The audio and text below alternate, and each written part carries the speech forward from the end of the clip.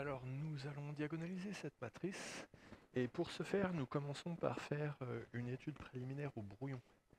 On va commencer par écrire la matrice avec des moins lambda sur la diagonale principale. Et ensuite nous allons chercher des valeurs propres évidentes. C'est une étape fondamentale.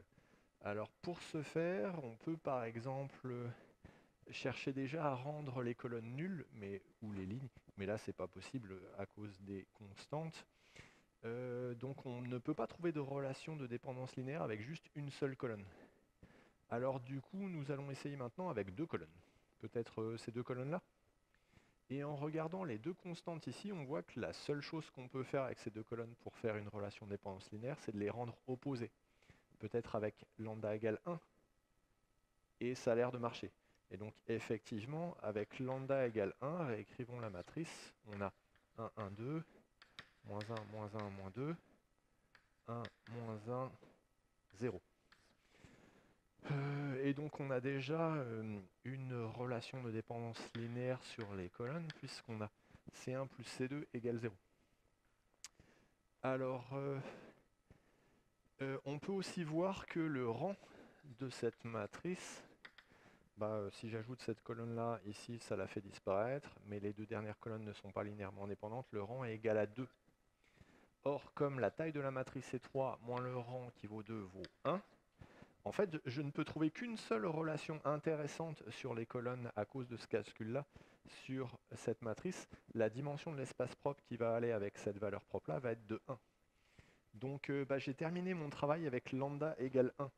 Alors par contre, ce que je peux faire, c'est que je peux commencer à rédiger sur ma copie et annoncer fièrement que 1, 1, 0, puisqu'on a une fois la colonne 1, une fois la colonne 2 et 0 fois la colonne 3, est vecteur propre de A pour lambda égale 1. Alors ça c'est du bluff pour l'instant, mais je vais le justifier. Parce que si je fais le produit de A par cette matrice-là, qu'est-ce que je vais obtenir? Je vais obtenir 2 moins 1, 1 plus 0, 2 moins 2, ce qui fait 1, 1, 0. Et c'est bien exactement une fois le vecteur que j'ai utilisé pour faire mon calcul. Donc j'ai justifié le fait que j'avais obtenu un vecteur propre et une valeur propre. Alors on peut recommencer maintenant. Il va falloir trouver d'autres valeurs propres parce que tant qu'il nous en manque deux, on peut la diagonaliser, mais on est dans le cas difficile. Si on en trouvait une deuxième, ça serait assez chouette, parce qu'on serait dans le cas simple des matrices. Alors on a tenté avec ces deux colonnes-là, peut-être qu'on pourrait tenter avec les deux là. Et à cause des constantes ici, on voit que s'il y a une relation entre ces deux colonnes, elles seront certainement opposées. Alors pour être opposées, là on a un 2 moins lambda et là un 1, peut-être qu'il faudrait prendre 3. Alors ça marche là, et si je prends 3, ça marche là aussi. Ok, ça a l'air pas mal, essayons. Voyons voir, ici on obtient moins 1, ici on obtient avec 3 moins 3, ici on obtient moins 2. Et on obtient du coup que la colonne 1 plus la colonne 3 cette fois est égale à 0. Et encore une fois, on trouve que le rang vaut 2.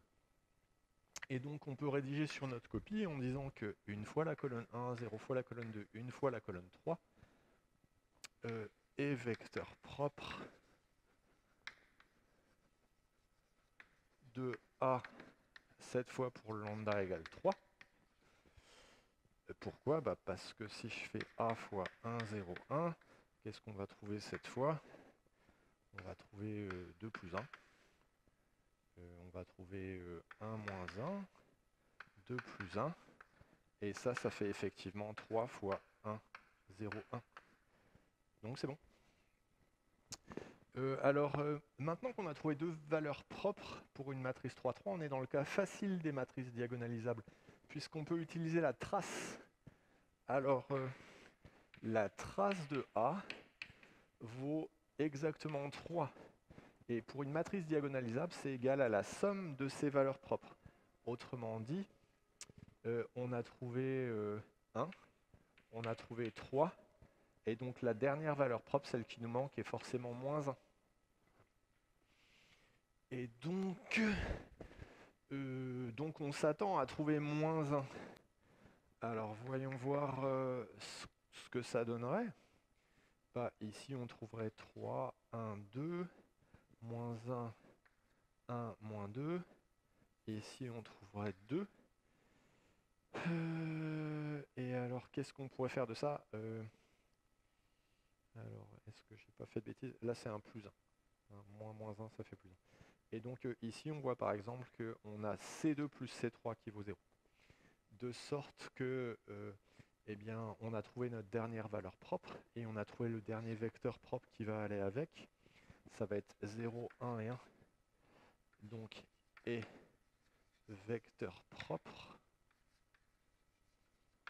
de A pour lambda égale moins 1, car si je fais le calcul, qu'est-ce qu'on va trouver cette fois?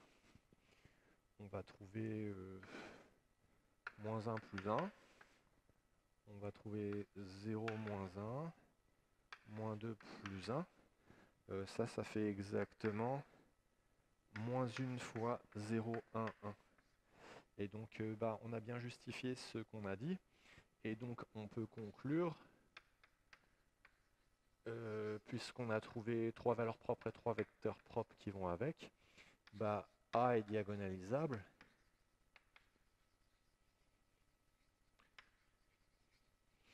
Et surtout, on a A égale P dP-1 avec, alors comme matrice diagonale, on a trouvé donc, on a qu'à placer des valeurs propres dans l'ordre croissant, c'est pas obligé, mais on peut. On a trouvé moins 1, 1 et 3. Il faut que je mette les 0. Et les vecteurs propres qui vont aller avec moins 1, on a trouvé 0, 1, 1. Avec 1, on a trouvé 1, 1, 0. Et avec 3, on a trouvé 1, 0, 1. Chaque vecteur propre doit aller avec la valeur propre correspondante sur la même colonne. Et donc ça donne une démonstration très courte sur sa copie. 3 lignes pour justifier qu'on a trouvé 3 valeurs propres et 3 vecteurs propres. Et la conclusion. Il n'y a pas de calcul bourrin, il n'y a pas de résolution de système, il n'y a pas de résolution d'un déterminant qui vaut 0 ou d'un rang qui est strictement inférieur à 3 qui sont atroces avec des lettres. On peut diagonaliser toutes les matrices simples qu'on donne en prépa de cette façon-là. Et pour les matrices dans le cas compliqué où on a des valeurs propres comme des racines de 2 moins racines de 2, il y a une autre méthode assez simple qui permet d'y arriver aussi. Donc il n'y a pas de raison de souffrir pour diagonaliser en classe prépa.